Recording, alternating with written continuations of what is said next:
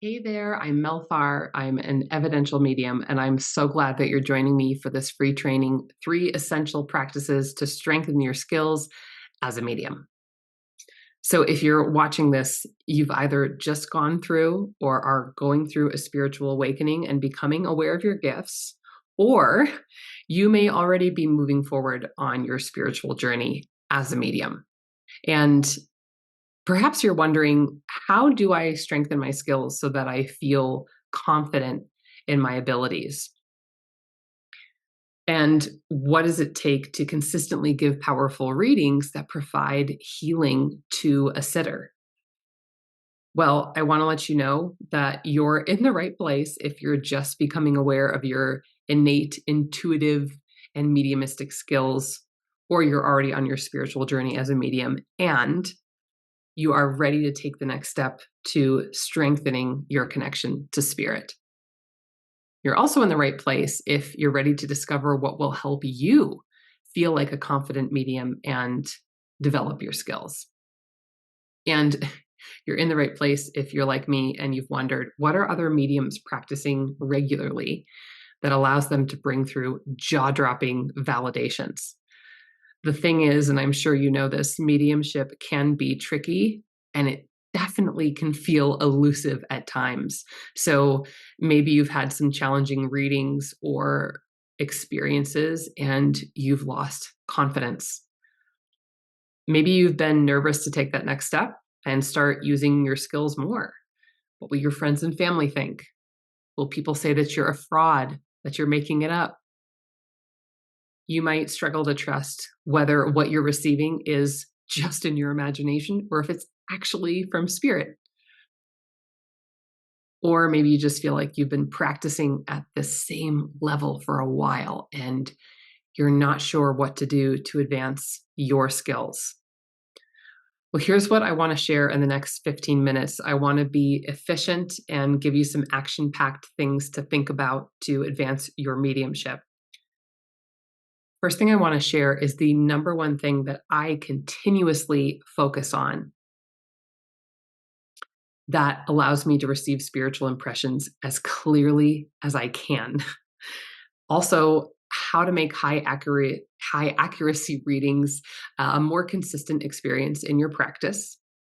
And the number one thing that most mediums don't practice that could greatly advance their mediumship. All right. So that's what I'm going to be sharing with you that I think will be really helpful for so many of you who want to take your mediumship to the next level. So let's start with this. The number one thing I continuously focus on to receive spiritual impressions as clearly as I can. So the answer right away that I want to give you is I do everything I can to become a clear channel. You are a vessel. Our bodies are our vessels. And the better your vessel is working on all levels, the better you will be at speaking to spirit. Now, hear me out on this. I'm sure there is no surprise for you whatsoever that I'm talking about meditation and sitting in the power. 2 different things, by the way. We won't get into that right now.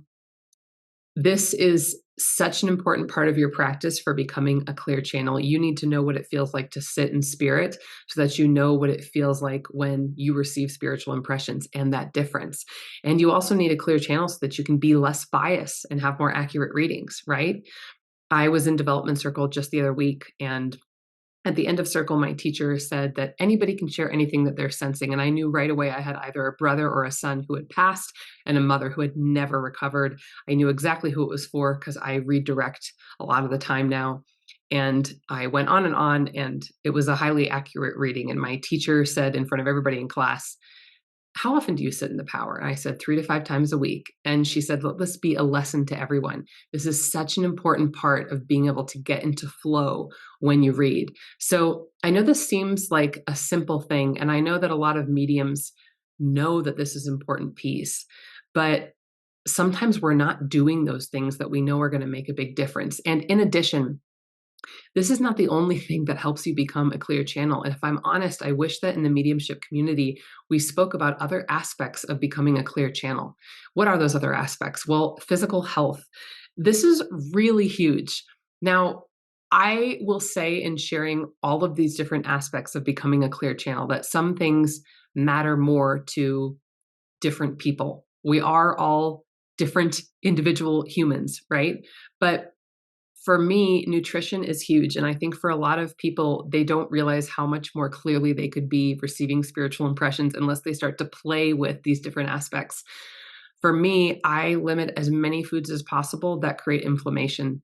Gluten, dairy, alcohol, things like those. Now, you may not be somebody who's willing to give those up all the time, but in advance of a reading, you might be shocked how big of a difference it makes. And I have found that if I do these things steadily over time, that they have a cumulative, powerful effect.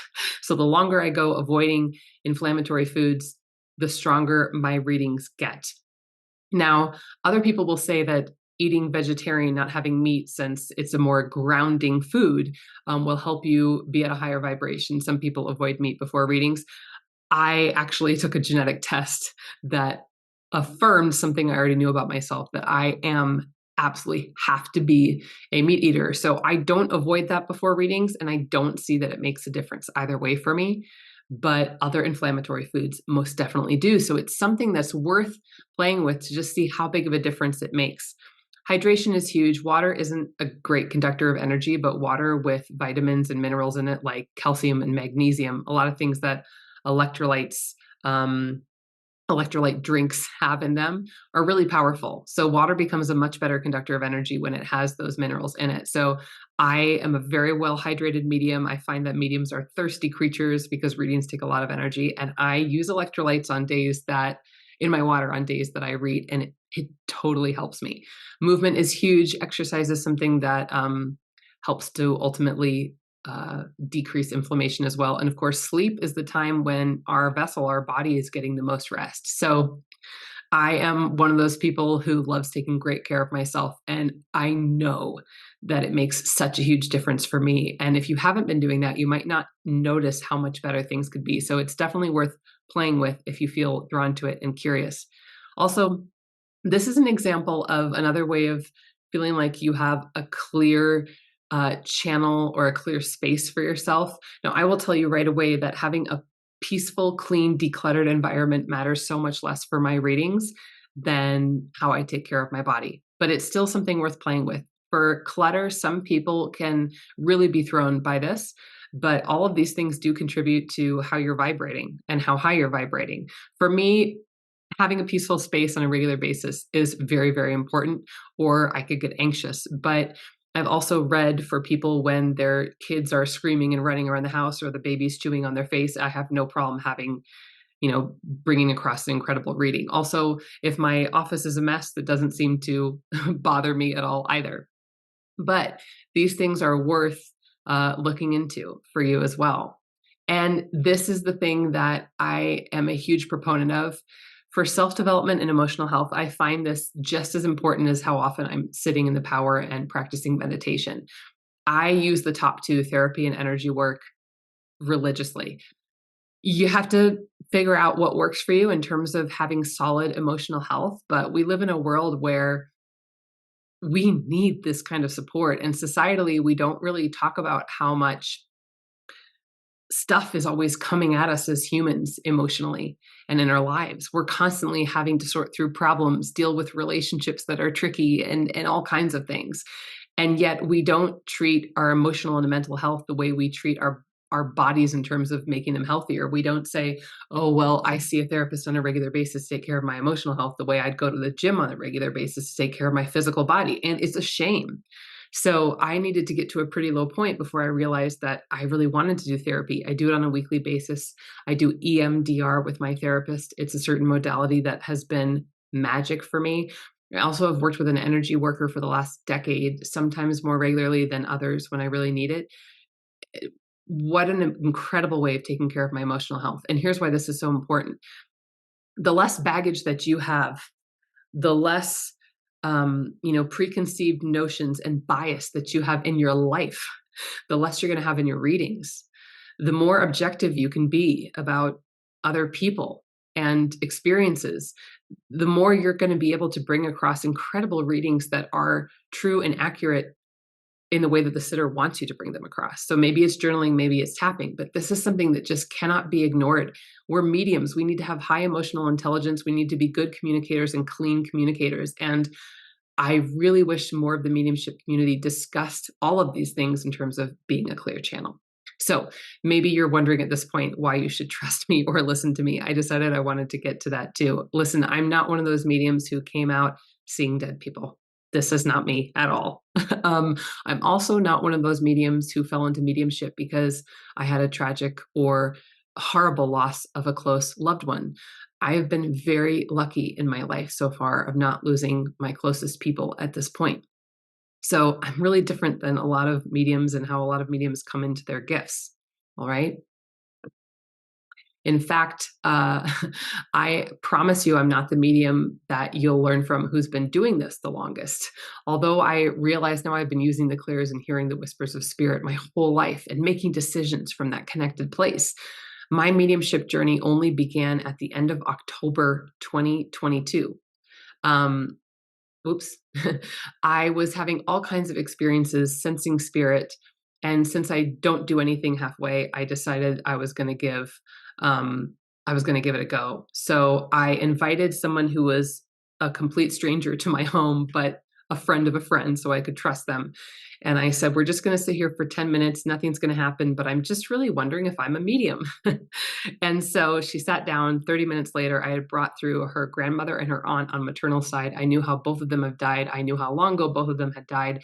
I saw the goodbyes around the hospital that her aunt had before, after she'd gone through cardiac arrest and was in a coma.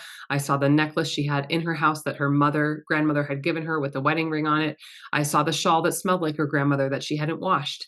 I mean, it went on and on. And for a first reading, it was incredible. And so that was a big moment for me. After that, I decided I'm all in. I'm going to give 100 free readings. I did that from December 2022 to April 2023. But before I even finished my free readings in January, a month after my holy shit reading, as I like to call it, I said to my husband, I'm jumping on a plane to England. I'm going to go to the place where they say there's world-class training for mediums, because if I'm going to do this, I'm going to do it all the way. So I went to Arthur Findlay College and stayed there for a week and studied residential.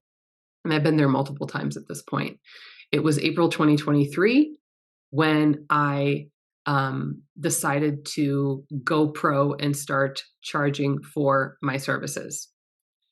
But the biggest reason that I'm sharing all of this with you, besides letting you get to know me a little bit more, is to point out that what was I doing before all this happened? Well, I was an online marketing strategist. I helped women build 6-figure and beyond businesses so that they could have more financial freedom in their homes and more flexibility in their lives.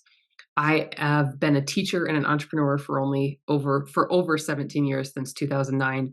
I'm an expert at breaking down stuff that's the most difficult for people to learn and into steps that allows them to make significant progress, but not in a cookie cutter way, in a way that brings out the best in them. In fact, I have developed frameworks that give my clients guidance about where to focus next in a way that feels like them.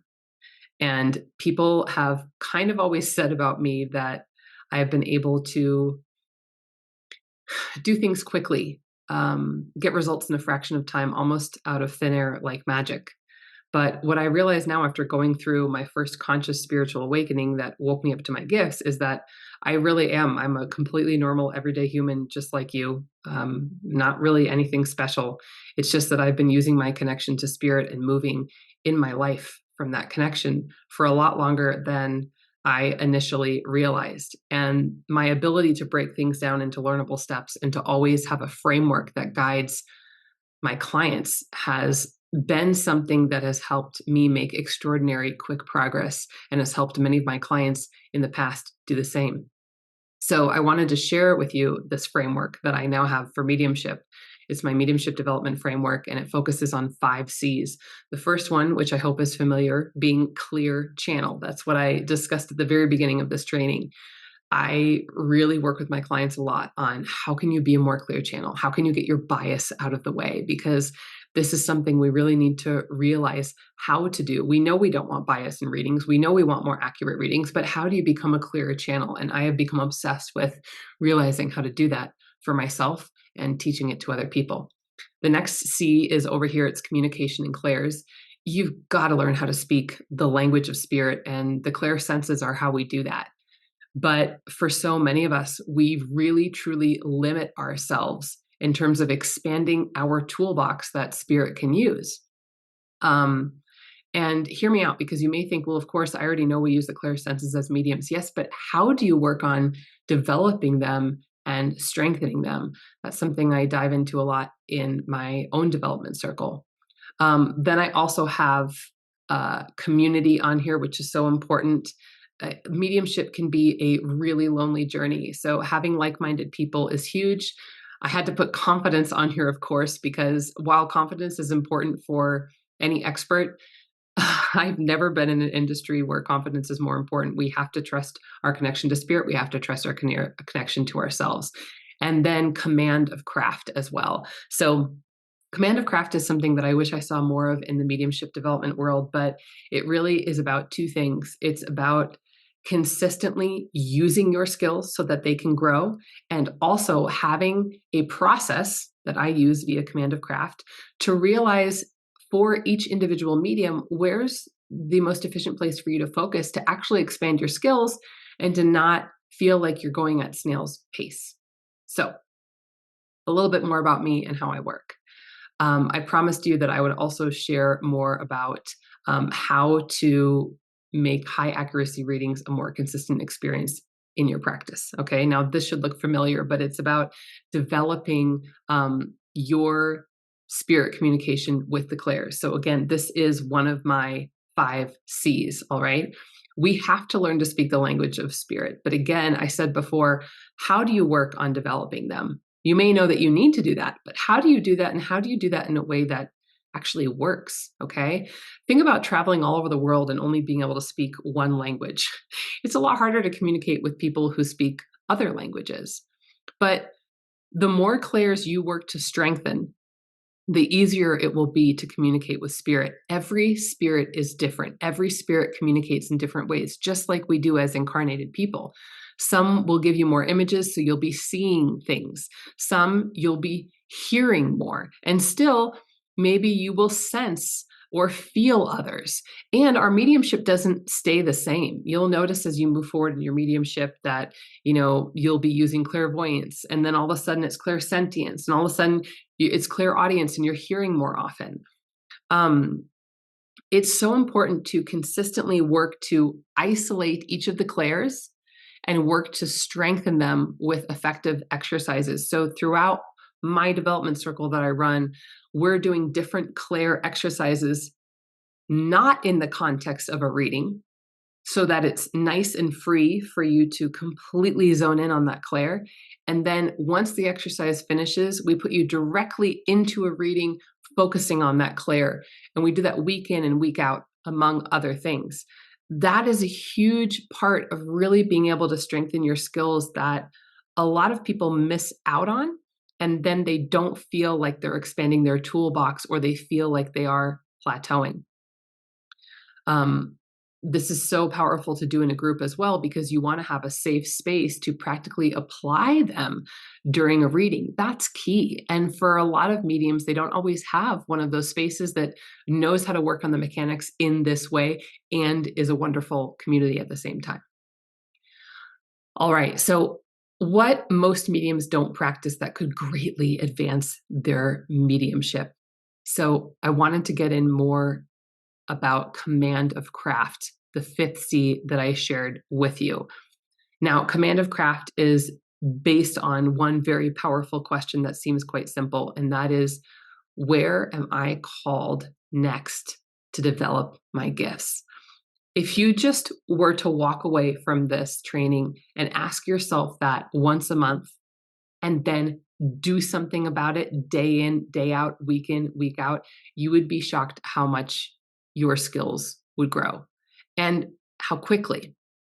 Now, review can help answer this question. So when I first started giving all of those free readings, I wrote down exactly what happened during every reading for 70 readings. Now, I'm not saying you have to do the same path, take the same path that I did. But when I reviewed my readings and I wrote out everything that I could remember, huge ahas came through. I would realize when I brought through new evidence for the first time. I would receive new symbols from spirit that I hadn't realized in the moment was a new symbol I could put into my spirit dictionary. The other thing I noticed is just how intelligent spirit is, that the order of evidence that they would bring through when I got into flow was powerfully weaving together a story they wanted to tell that was delivering incredible healing to the sitter. And it really helped me trust how spirit brings through the things that they want to bring through and not trying to overly control the reading. So this was so powerful for me to review in this way, but it doesn't need to be that you review every single reading. Maybe each week you review how that week went in terms of using your skills or giving readings.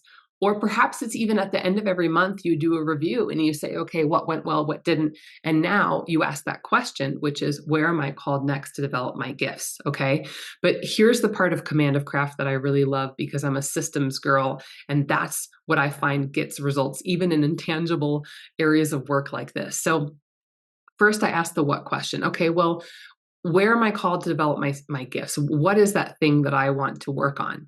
A lot of people want to work on identifying the communicator as quickly as possible. So I was in my development circle today, and right away I knew her father was here. I said, "Your father's here," and she said, "That's right, right." And then I was like, "Oh, your mother just stepped in." So I knew instantly, and that was something I really wanted at the beginning, to be able to just say, "It's your father, it's your mother, it's your brother, it's your aunt," right?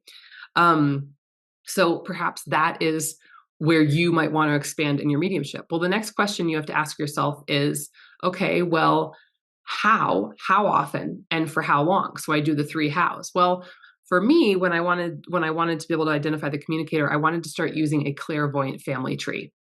And I started looking up online images of clairvoyant family trees so that I could see how family trees are organized. And then I would ask spirit during the reading, show me in the family tree who you are and how you're connected to the sitter. And it worked. I would see, oh, here's the sitter. And then, oh, your mother's passed, right? This is who this is. Sometimes it's more clear for me than other times, but that worked well. And so how was I going to identify the communicator more clearly? Well, I was going to try using a clairvoyant family tree. How often? Well, I was going to review family trees and research them online 2 times a week, probably for like 10 minutes at a time. I was going to do that for a month. I am now at a place where I more than the majority of the time can identify very quickly, or maybe even instantly, who the spirit is and how they're connected to the sitter. Okay. Here's another example. A lot of people want to work on, and I'm still working on this too. I will consider myself a developing medium for all time, understanding how the spirit passed, right? I wasn't a doctor or an EMT or something like that. So it's not as easy as it would be if I was a physician or a doctor to say, oh, it was this condition or this is what happened, right? Well, how am I going to get better at that? How often, and how long? Well, I decided to start looking up 3 new causes of death each week, which I know is kind of morbid, and then create a symbol for that cause of death and do that for a month. I'm actually working on this right now.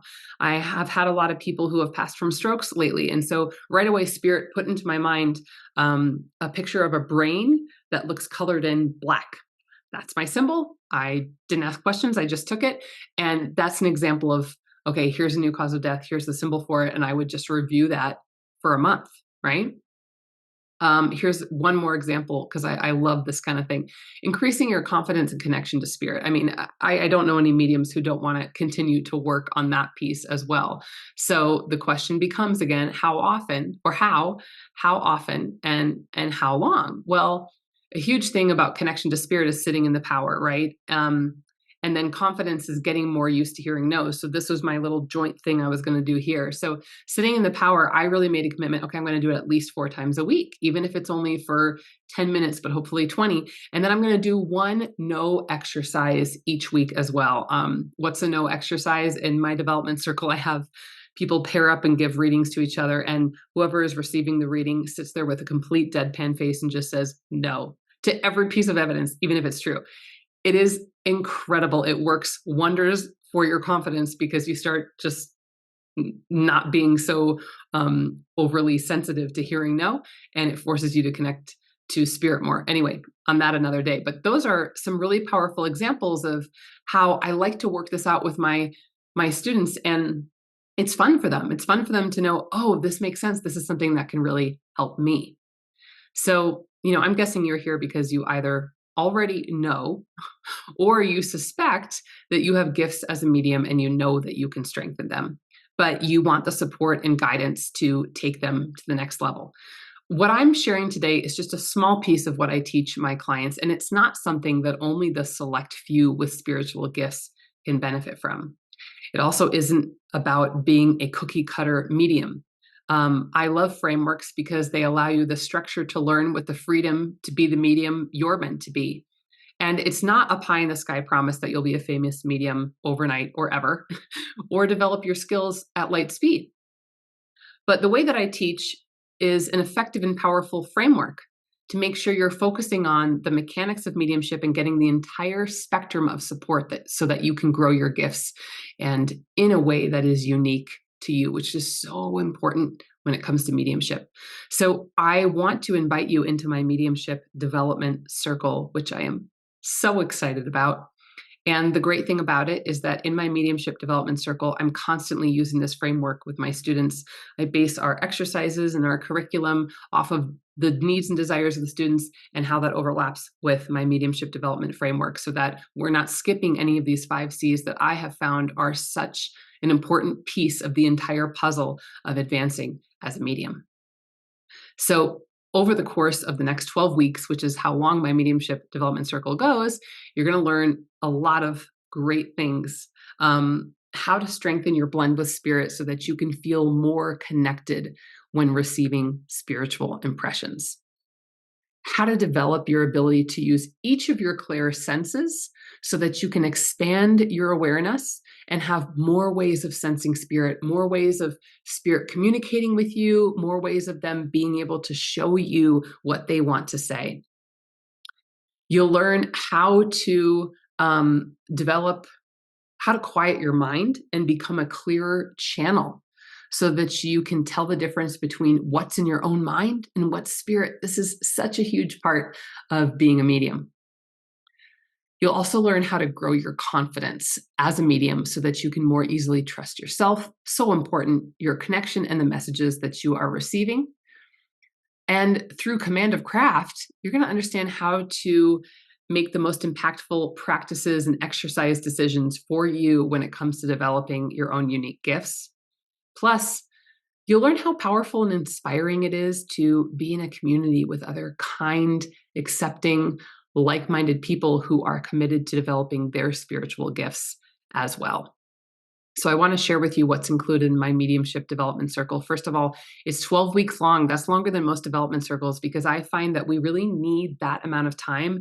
It's always sad to me when I get in a circle that goes for like 5 weeks and then it's over.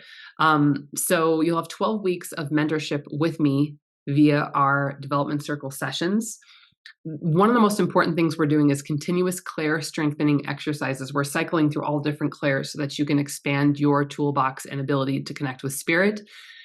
You'll have opportunities to read after we do those practices and implement those practices every single week.